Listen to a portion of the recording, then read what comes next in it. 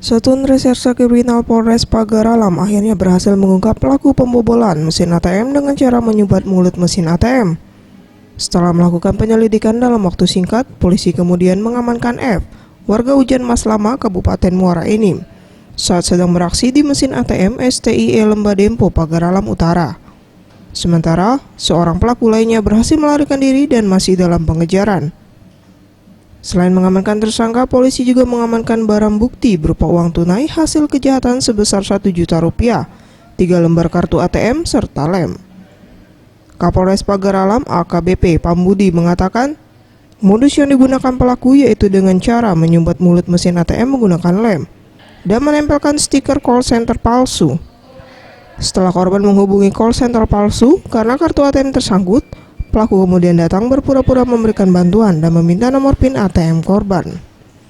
Adapun modus yang mereka gunakan yaitu pada saat pemasangan kartu masuk tersebut, yang bersangkutan ini memasukkan kertas dengan menggunakan lem anteko.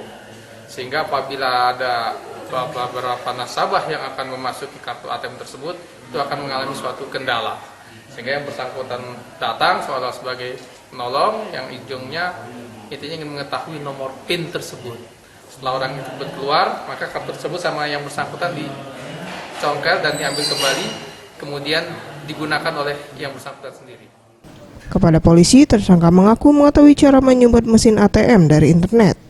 Akibat perbuatannya, pelaku harus mendekam di dalam sel tahanan Mapolres Pagar Alam untuk mempertanggungjawabkan perbuatannya. Dari Kota Pagar Alam, Zulfikri, Sriwijaya TV.